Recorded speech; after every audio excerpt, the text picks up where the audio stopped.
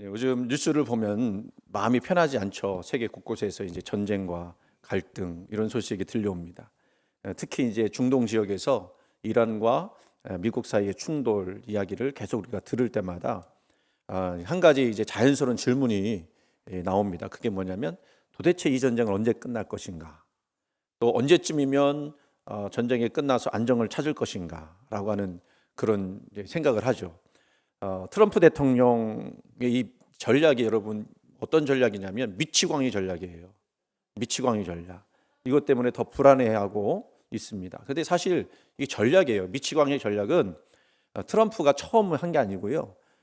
리처드 닉슨 대통령이 냉전 시기 때 북베트남과 소련을 상대하면서 내놓은 전략이에요. 왜 이렇게 하느냐면 자기 자신이 닉슨 대통령이 통제되지 않는 인물처럼 보이게 해서 혹시라도 이제 상대편이 저 대통령이 혹시 이제 또 핵무기까지 사용하는 건 아닌가라고 하는 이제 두려움을 느끼도록 만들려고 하는 그런 전략이죠. 그러니까 실제 행동을 하겠다라는 것보다도 이미지와 인식을 이용해서 압박하는 전략입니다.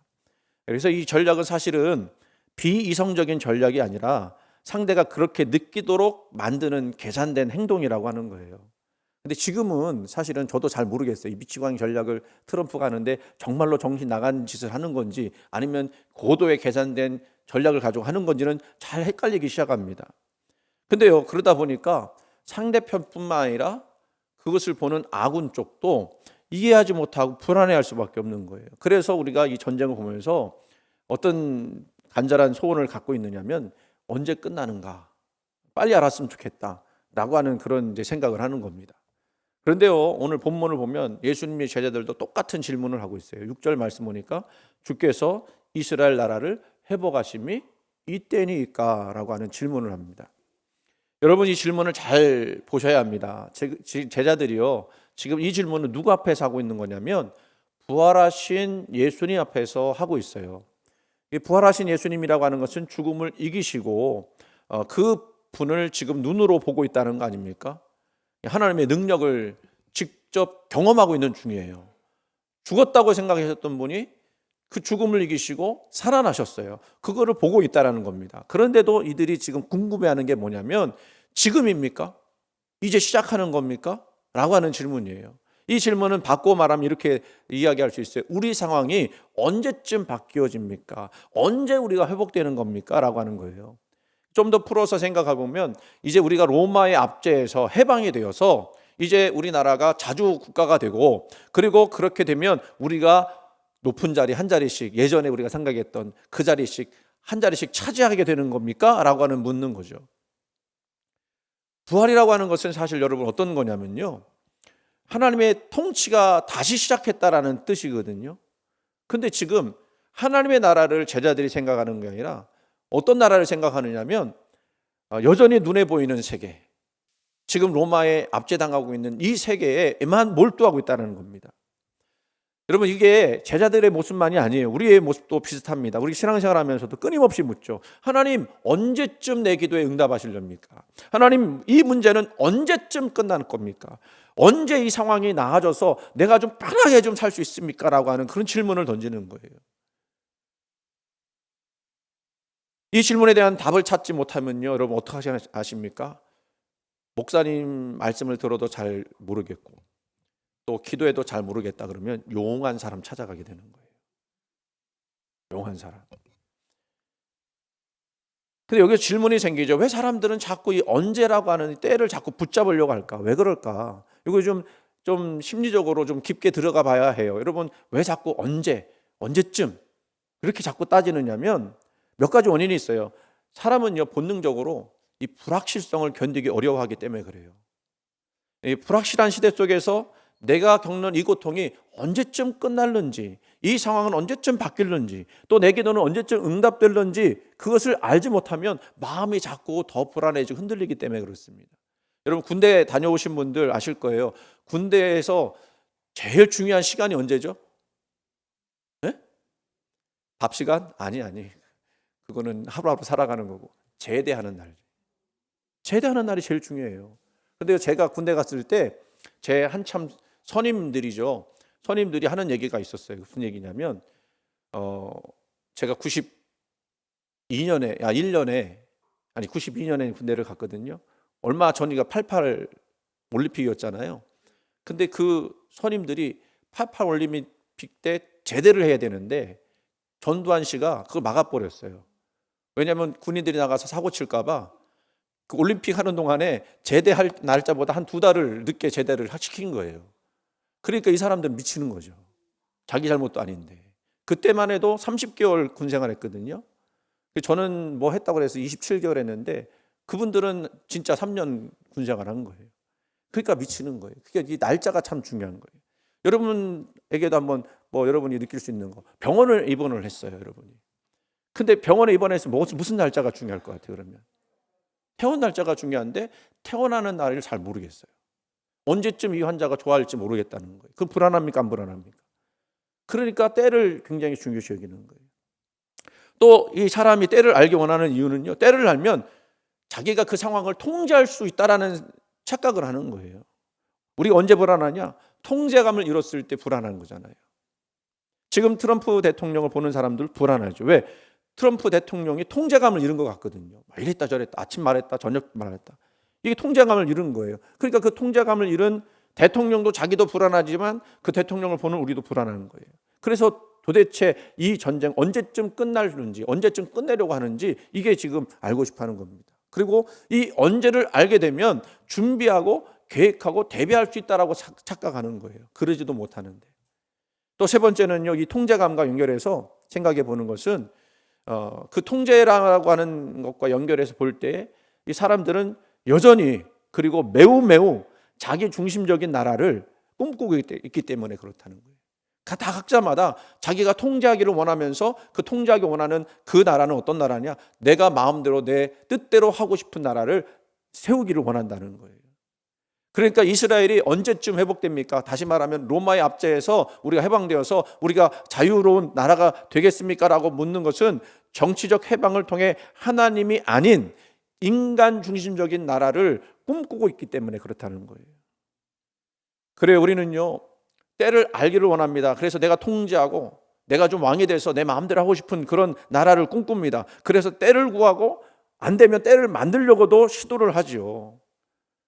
근데 사랑하는 여러분, 이렇게 우리가 언제입니까? 언제 응답해 주십니까? 언제 문제가 끝납니까? 묻는 것은 어쩌면 자연스러운 이 이야기이기도 해요. 왜? 우리는 연약하기 때문에 그렇습니다. 연약하니까 이 연약함을 보조하는 그런 어떤 삶의 방패를 만들려고 하는데 그게 때를 통제하면 될 것 같다는 거죠. 그 통제하지 못한다는 것처럼 불안하게 만드는 것은 없기 때문에 그렇습니다. 그런 우리를 예수님은 이해를 하실까요? 못 하실까요? 여러분, 조용히 여러분 마음을 한번 들여다봤으면 좋겠어요. 우리는 그 질문 속에서 정말 하나님을 기다리고 있는 것일까? 아니면 하나님이 아니라 내 힘으로 내 상황을, 내 노력을 가지고 통제할 수 있는 순간을 기다리고 있는 것인가? 우리는요, 다 신앙이 있기 때문에 하나님 나라를 이야기해요. 맞죠? 여러분, 천국 이야기하잖아요. 천국을 다르게 표현하면 하나님 나라거든요. 하나님 나라를 이야기하고 하나님 나라가 임하기를 우리가 기도합니다. 주기도문 할 때마다 주의 나라가, 주의 권세가 이 땅 가운데 임하기를 원한다고 우리가 고백하지 않습니까? 근데 내 기도 제목에는요, 내 나라가 언제쯤 여기에 임하게 됩니까? 라고 하는 마음이 더 쏠려 있는 거예요. 그렇게 보니까 우리 신앙이 변질됐죠. 어떻게 변질됩니까? 일이 빨리 풀리고 원하는 대로 풀리면 이렇게 이야기합니다. 역시 하나님이 함께 하셨다. 그런데 변질된 건 뭐냐면 조금만 내 생각보다 늦어지면 마음이 금방 흔들리는 거예요. 왜 이렇게 늦지? 하나님 정말 듣고 계신 건 맞는가? 여러분, 이게 그냥 일반적인 기도의 내용이 아니에요. 이거는 우리의 신앙이 어디에 서 있는지를 보여주는 그런 중요한 신호입니다.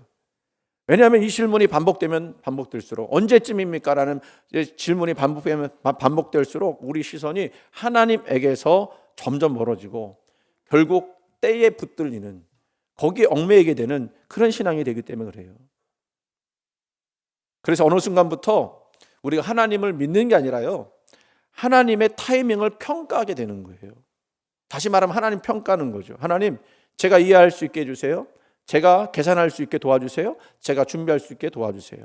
그 질문 속에서는 겉으로는 믿음의 기도인 것처럼 같지만 그 깊은 곳에는 내가 붙잡고 싶고 내가 통제하고 싶은 마음이 자리 잡고 있는 거예요. 그래서 여전히 나는 내 상황만 바라보고 있다는 것이 그 때를 기다리는 마음에 드러나는 것입니다. 그렇다면 제자들의 질문에 대한 예수님의 답변은 뭐였을까요? 우리 7절 말씀, 우리 기대와는 다르게 매우 단호하게 말씀하시죠. 7절 말씀 한번 보세요. 때와 시기는 아버지께서 자기의 권한에 두셨으니 너희가 알 바 아니요 라고 했습니다. 요즘 말로 하면 뭐라고 얘기했으냐? 때와 시기는 알바노라고 하는 거예요. 영어 같죠? 애들 말이에요. 알바노. 다시 말해서 그것은 너희가 알 필요도 없고 알 수 있는 영역도 아니다라는 뜻입니다. 그러면 우리가 어떻게 될까요? 아니, 때도 묻지 말고 삶을 통제하지도 말라고 하면 도대체 하나님이 우리에게 뭘 원하시는 걸까요? 주님께서 이런 질문을 끊으신 다음에 전혀 다른 차원의 이야기를 말씀하시거든요. 그게 뭐냐면 너희는 대신 증인이 되라 라고 말씀하십니다. 우리 사도행전 1장 8절을 같이 한번 읽어봅니다. 오직 성령이 너희에게 임하시면 너희가 권능을 받고 예루살렘과 온 유대와 사마리아와 땅끝까지 이르러 내 증인이 되리라 하시니라. 아멘. 여러분, 이 내 증인이 되리라 하신 말씀, 사실은 이 말씀을 우리가 읽기는 하고 보기는 하고 또 고백도 하지만 사실은 이 말씀에 대해서 굉장히 죄책감 느끼고 또 굉장히 죄송스럽게 느끼는 그런 내용이기도 해요. 왜냐하면 이게 지금 전도하라는 뜻 같고 선교하라는 뜻 같은데 나는 그렇게 살지 못하니까. 그렇다고 여러분 이 말씀 오해하지 마시기 바랍니다. 여러분 보고 다 선교 나가라는 뜻이 아니에요. 땅끝까지 가서 선교사 되라는 얘기 아니에요. 또 목회자가 되라는 것도 아닙니다. 우리가 그렇게 이해를 하게 되면 이 말씀이 이 성도들에게는요, 이거는 내가 감당할 수 없는 말씀이야, 이거는 특별한 어떤 사람들에게만 주어지는 말씀이야 라고 오해하게 되고 부담스럽게만 여기는 내용이라고 하는 겁니다. 여러분, 여기서 내 증인이 되리라 라고 하는 그 뜻은요, 단순히 전도하라는 뜻만이 아니에요. 좀 더 깊이 들어가면 이런 뜻입니다. 내가 어디 있든지 간에 너의 존재 자체가 증인이 되는 삶을 살아라 라고 하는 의미예요. 이 말도 좀 어렵죠? 존재 자체가 증인이 되라는 말. 여러분, 이 증인의 삶을 우리가 이야기할 때 이런 삶을 말하는 거예요. 예를 들면 화가 나요. 내가 막 화가 나는데도 끝까지 품어주는 모습. 하나님 나라를 꿈꾸는 거죠. 내가 손해보는 일이 있더라도 정직하게 선택하는 모습. 또 힘든 상황이지만 원망하지 말고 감사하는 마음으로 나가는 그 태도. 그리고 누군가를 조건 없이 사랑하는 모습들, 이런 것들이 내가 내 존재 자체로 하나님의 그 증인된 삶을 살아가는 것입니다. 그런데 여러분, 이렇게 얘기하지만 저도 늘 이런 말씀을 하지만 이 말처럼 쉽게 이루어지지가 않죠. 왜냐하면 우리는 늘 불안하고 연약한 인간인데 어떻게 그 하나님의 통치가 그대로 우리 삶 가운데 이루어지겠다고 또 그것을 바라겠다고 이야기할 수 있겠습니까? 그게 우리 힘으로 안 된다는 거예요. 우리 노력으로 안 된다는 거예요. 그러면 그거를 어떻게 하면 좋겠습니까? 성경은요, 이거를 가능케 하시는 분이 계시다는 거죠. 누구죠? 성령님. 오직 성령이 너에게 임하시면 그러면 내 증인이 되리라 라고 말씀하셨어요. 그래서 오직 성령이 너에게 임하시면, 이 말씀, 여러분 이 말씀이 어떤 식으로 우리에게 임하게 될까? 여러분, 그 개그우먼 김효진 씨라는 분이 계세요. 다산 아니구나. 얘는 다산이 아니구나. 다른 분이 다산이고, 김효진이라고 하는 아주 똘똘하게 생긴 그런 개그우먼이 있습니다. 그런데 이분이 결혼을 했는데 남편이 어떤지는 잘 모르겠는데 그 남편이 너무 무책임하다고 느낀 거예요. 그래서 그 무책임한 남편을 놓고 하나님, 이제 더 이상 내가 용납할 수가 없고 이제 이혼하기 원합니다. 그러면서 그래도 계속 기도를 하게 되더라는 겁니다. 근데요, 하나님이요, 그렇게 기도하는 그 김효진 씨의 마음을 만져주셔서 그 마음을 변화시키는데 긍휼의 마음이 생기게 하더라는 거예요. 긍휼을, 불쌍히 여기는 마음. 그래서 그렇게만 기도했대요. 하나님 불쌍하게 여겨달라고. 근데요, 그렇게 하다 보니까 놀라운 일이 벌어졌어요.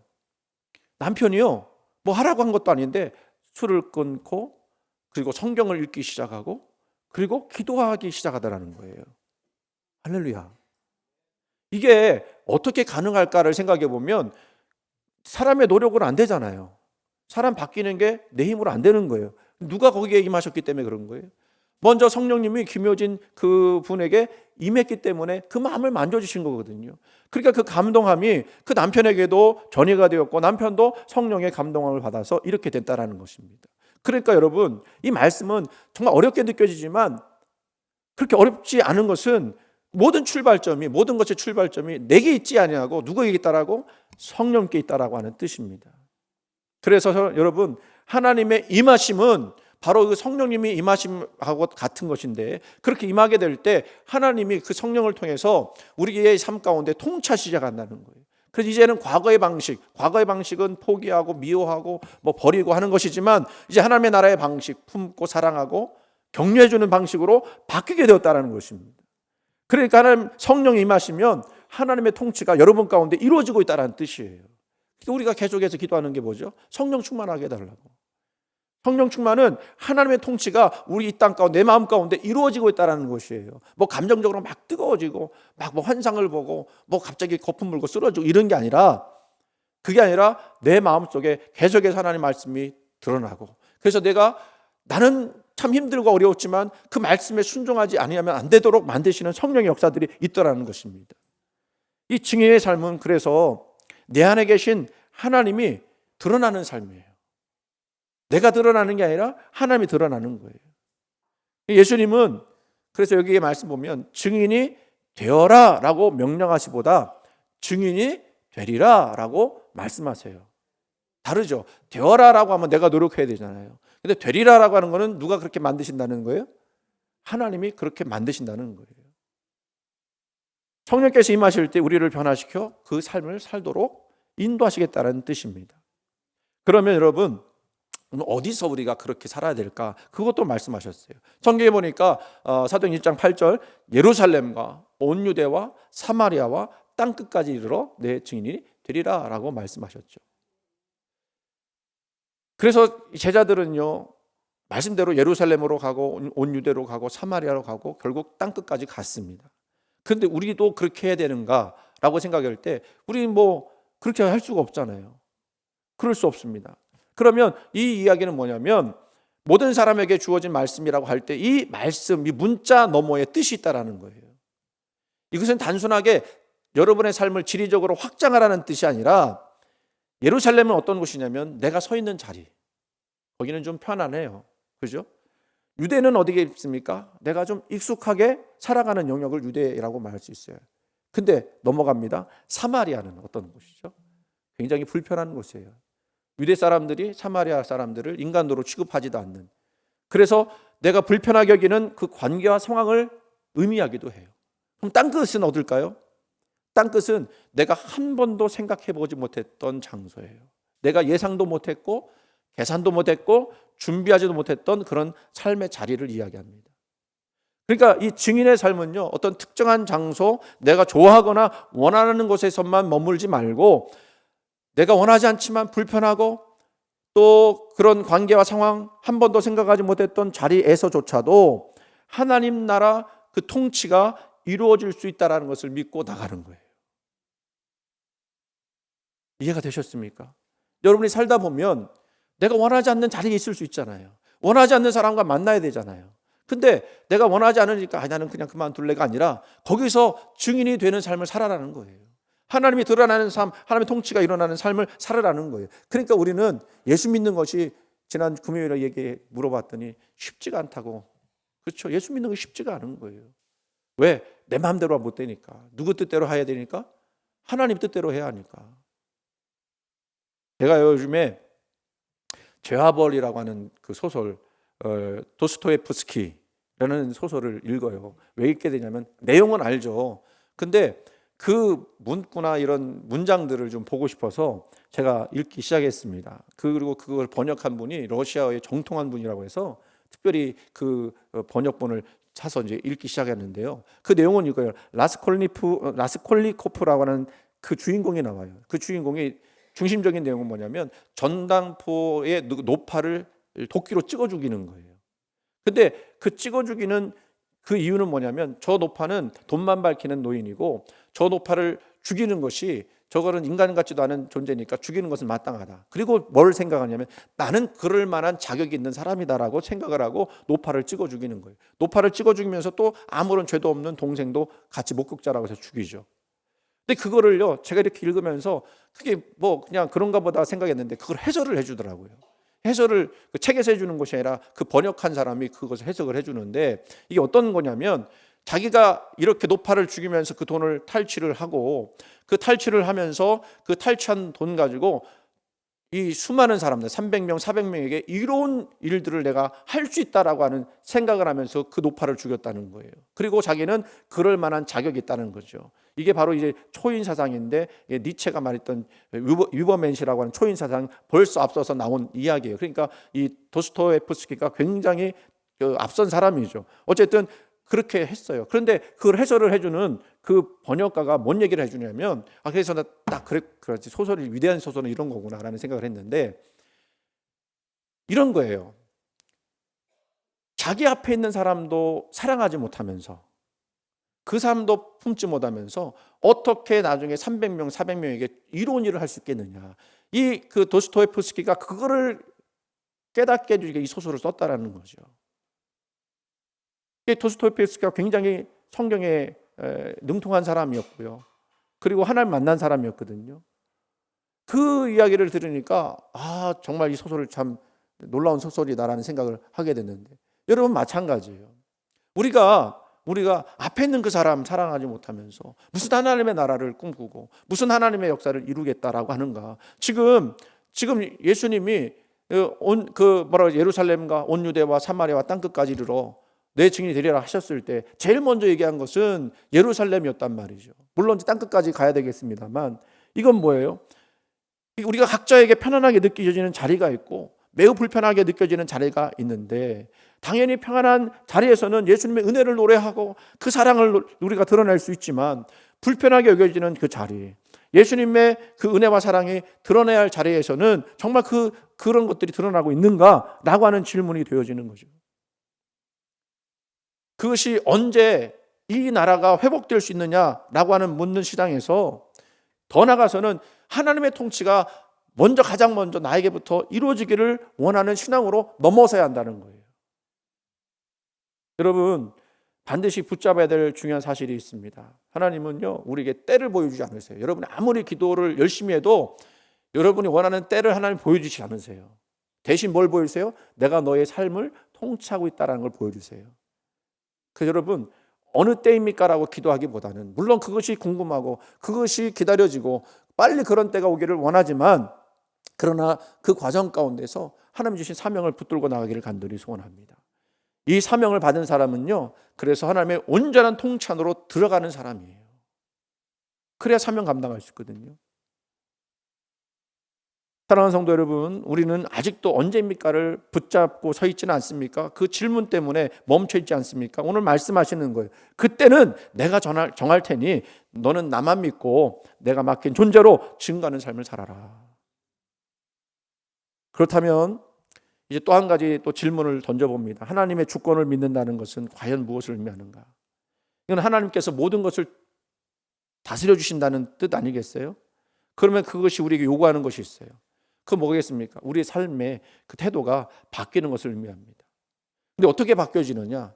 여러분이 하나님의 통치 안으로 들어오게 되면 우리가 아까 얘기했던 때를 구하는 신앙에서 어떤 모습으로 바뀌어지게 되느냐? 이제는요, 더 이상 미래를 계산하려고 하지 않아요. 내가 있는 그 자리에서 그냥 하나님의 영광과 능력이 드러날 것을 기대합니다. 내가 원하지 않는 자리, 내가 기뻐하지 않는 자리, 내가 불편하게 여기는 자리에서도 하나님이 모든 것을 선하게 이루실 것을 믿고 나가는 거예요. 그래서 부활의 신앙은요, 단순히 그냥 말로만 끝나는 것이 아니라 부활해서 임하신 하나님의 통치를 굳건히 믿으며 손해가 나든 나지 않든 그 순간에도 하나님의 손을 놓지 않고 붙들고 나가는 신앙. 그게 부활을 경험한 사람의 태도인 거예요. 두 번째는 이 부활의 신앙, 또 때를 구하지 않고 사명으로 나가는 사람은요, 결과만 보지 않고 과정을 신뢰하게 되는 거예요. 하나님은 그냥 단순하게 어떤 결과를 만들어내시는 분이 아닙니다. 오히려 과정을 더 귀하게 계시는데 그 과정 속에서 우리를 빚어나가시기를 원하시는 거예요. 참고 또 참고 또 참고, 캔디 노래가 생각나네요. 그래도 그 과정 가운데 하나님이 빛난 존재로 우리를 만들어 나가시는 과정을 주신다는 거예요. 여기 계신 분들 중에 과거나 또는 현재에 어려움 당해서 눈물 흘리신 분들 계실 수 있어요. 그 자리가 내가 원하는 자리도 아니었고 내가 좋아하는 자리도 아니었고, 그런데 어쩔 수 없이 있어야 되는 그 삶의 자리, 그게 사마리아와 땅끝까지 느껴지는 분들이 계시요. 근데 그 고통이, 이 아픔이 그래서 언제 끝내냐고 묻지만, 이 부활신앙을 우리가 깨닫게 된 이후에는 하나님이 이 과정 가운데서 나를 빚어나가시는구나. 내 과정을 통해서, 내 삶의 자리를 통해서, 내 직장을 통해서, 내가 있는 그 자리를 통해서 하나님은 하나님의 뜻을 그 과정을 통해서 드러나게 하시는 분이구나 라고 하는 것을 깨닫게 되는 겁니다. 아멘. 사실 그래요. 내가 원하는 결과가 참 중요하죠. 그러나 내가 하나님의 사람으로 예수 그리스도의 모습으로 빚어내시는 하나님의 통치가 더 중요하다고 하는 것을 예수님 말씀하고 계세요. 여러분은 그 과정 가운데 있는 거예요. 지금도 뭔가 완성되지 않고 결과가 온전히 드러나지 않더라도 여러분 그 과정 속에서 하나님을 신뢰하고 하나님을 믿고 나가는 그 과정을 통해 예수님의 빛난 모습으로, 빛난 자녀로 세워져 나가는 거예요. 그게 우리의 중심을 바꾸게 되고요, 우리 믿음이 자라나게는 현장인 줄 믿으시기 바랍니다. 마지막으로 그 때를 기다리지 않고 하나님의 사명을 붙들고 나가는 사람에게는요, 뭐가 임하게 되냐?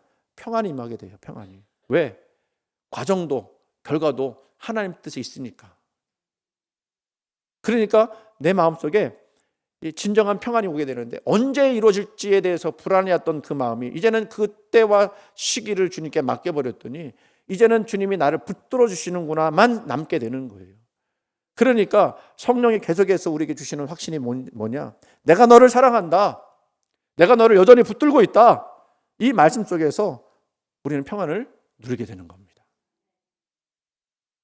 제가 이 설교를 준비하다가 그런 삶을 산 사람이 없을까? 누군가가 이런 삶을 좀 보여준 실제 인물이 없을까 찾아보니까요, 조지 물러라고 하는 분이 계셔요. 5만 번의 기도응답. 그런데 그 5만 번의 기도응답만 우리가 생각했지, 이분이 어떤 삶을 살았는지를 잘 몰라요. 이분이요, 얼마나 허랑방탕했느냐면 10대 때, 16살 때에 정말로 방탕하게 살았대요. 거짓말을 일삼고 돈을 속여, 아버지가 부자였는데도 아버지 돈을 속여서 쓰기도 하고 술과 유흥에 빠져서 살았다는 거예요. 얼마나 술과 유흥에 빠졌는지, 어머니가 돌아가셨다고 하면 어떻게 해야 돼요? 어머니의 장례에 참여해야 될 거 아니에요. 어머니가 돌아가셨다고 하는데도 불구하고 그날에 슬퍼하기는커녕 친구들과 어울려 밤을 보내던 사람이었대요. 이런 사람을 보고 뭐라고 그러죠? 네? 지난주에 그 욕을 했잖아요. 욕을 얘가 욕인 게 아니라 부모들이 욕을 그렇게 한다고 육실할 놈이라고 그러잖아요. 그렇게 욕할 수밖에 없는 인생이죠. 하나님에 대해서는 전혀 관심이 없었던, 교회는 다니겠지만 신앙에 그냥 형식만 있었던 사람. 그런데요, 참 하나님이 쓰시려고 하니까 이렇게 쓰셔요. 이 허랑방탕한 이 조지 물러를 친구가 작은 가정 모임에 초대를 한 거예요. 예배하는 모임에. 여러분, 우리 이 기간별 모임이 얼마나 중요하냐면, 여러분들이 여기서 예배에서 느끼지 못했던 것들을 이 소금으로 해서 느낄 수 있거든요. 어쨌든 그 모임에 가졌는데, 저도 그런 경험이 한 번 있어요. 정말 몇 명 모이지 않은 곳에서 정말 간절하게 기도했을 때 하나님께서 임하시는 듯한 느낌을 제가 받은 적이 있는데, 그날이 그랬던 거예요.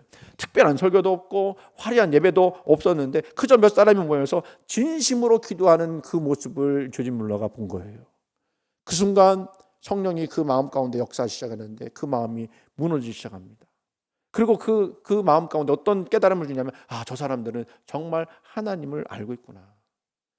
나는 지금까지 무엇을 믿고 살았지? 라는 고백을 한 거예요.